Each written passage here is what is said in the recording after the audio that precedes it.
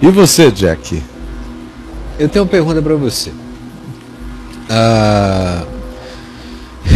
A gente vê esses fanatismos religiosos.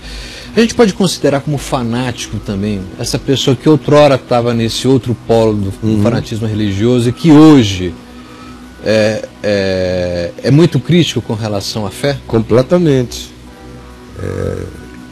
É a mesma energia, o mesmo espírito. Não houve nenhuma mudança, exceto do objeto da beligerância. Antes eles eram beligerantes contra algumas coisas, agora eles são beligerantes contra as coisas em relação a... São beligerantes em relação à atitude que antes eles tinham contra quem era do jeito que eles perseguiam e contra aquelas coisas que antes eles perseguiam. Mas a atitude é exatamente a mesma energia. É como aqueles ex-ateus, que outro dia eu falei aqui a respeito, são profundamente religiosos. Tão religiosos que o importante é se congregarem no ateísmo deles. Tem que se reunirem para fazer uma congregação de ateus que na realidade já não são nem ateus. Eles estão se tornando anti-Bíblia, anti-igreja, anti-Jesus, anti-revelação, anti-judaísmo, anti-cristianismo, anti-tudo. Eles foram para o outro lado. Porque o verdadeiro ateu só diz assim, Deus não existe, anda quieto por aí. No máximo, quando alguém fanaticamente fala de Deus, ele dá um sorriso e sai. Mas não está nessa. Esses que estão nessa são religiosos ateus. É a religiosidade do ateísmo religioso.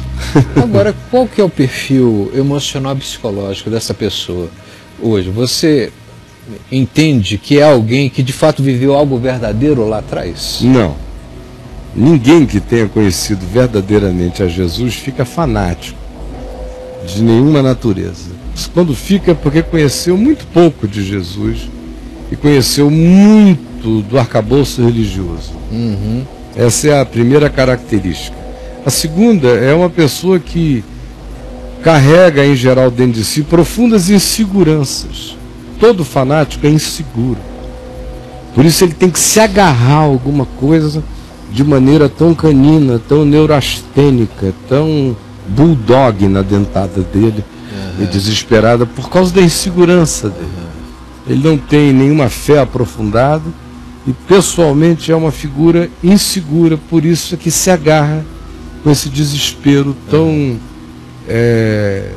cego e tão irreflexivo a qualquer coisa que supostamente seja uma certeza. Então todo fanático quer certezas. Ele não consegue lidar com um processo de aprendizado, de crescimento. Ele tem que fechar etapas e dizer isso aqui está concluído. Ele vai se viciando em pacotes e fora de caixas e pacotes ele não sabe viver.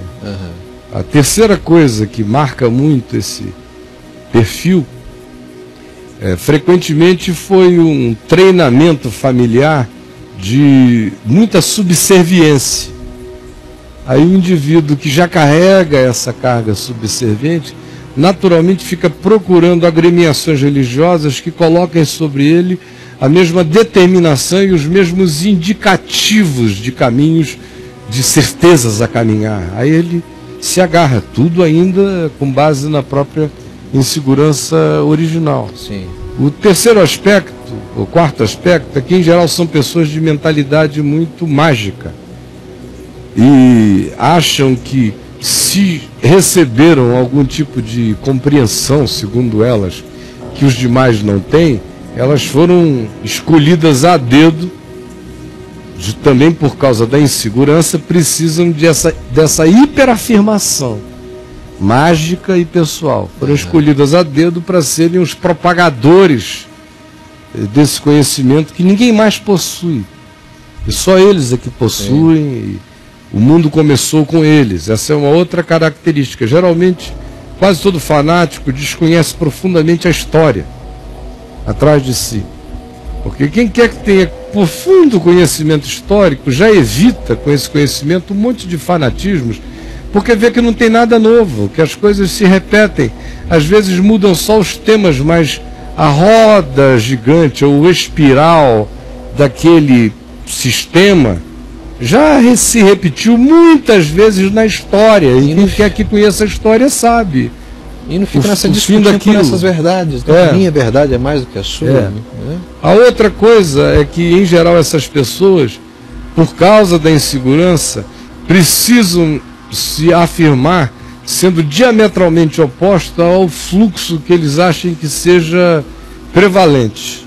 Então, para muita gente, começa com uma questão de crença, depois vai se transformando numa questão de vaidade. Depois que elas são identificadas com aquela bandeira, passa a ser uma questão de vaidade, afirmar aquilo ali. E há uma lista enorme de coisas que vão se somando a essa tendência ao fanatismo. Só mais uma pergunta, Caio.